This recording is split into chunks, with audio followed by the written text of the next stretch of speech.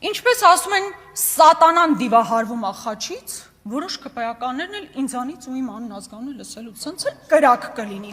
Ես ուզում եմ ներողություն խնդրել մեր հայրենակիցներից, որ հիմա անդրադառնալու եմ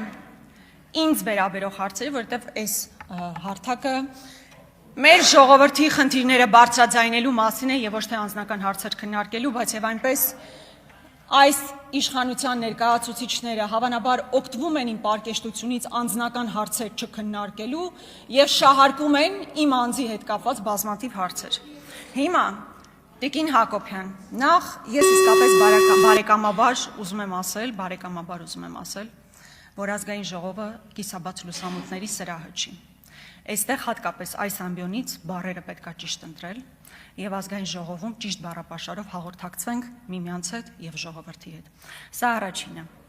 Երբ խոսում եք իմ հայրիկի մասին, հայրս երկար տարիներ, ուզում եմ արձագանքել, որպեսզի անարձագանք չմնա, թե չէ հակառակ պարագայում ես ուղղակի չէի հանդրադառնալ։ Հայրս երկար տարիների պետական ծառայող է։ Այն ժամանակ, երբ դուք կյանքում, ոչ միայն դուք անձնապես, կյանքում չեք պատկերացրել, որ որևէ պետական հաստատությունում ի վիճակի կլինեիք աշխատել, հայրս միշտ պետական համակարգի միջին օղակի պաշտոնյա է եղել, միշտ եղել է։ Եվ հիմա դուք փորձել եք իհարկե նրան հեռացնել աշխատանքից, նրա նկատմամբ հարուցվել է վարույթ, ծառայողական քննություն,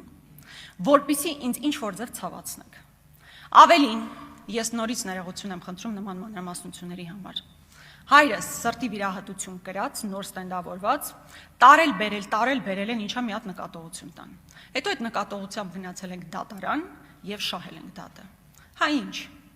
Ուզում եք ինձ ցավացնել, դրանով եք ուզում ցավացնել, իմ եղբորը սպային հեռացնելով եք ուզում ցավացնել։ Տիկին Գրիգորյան, կանգնեք Տիկին Գրիգորյանի 10 րոպեն։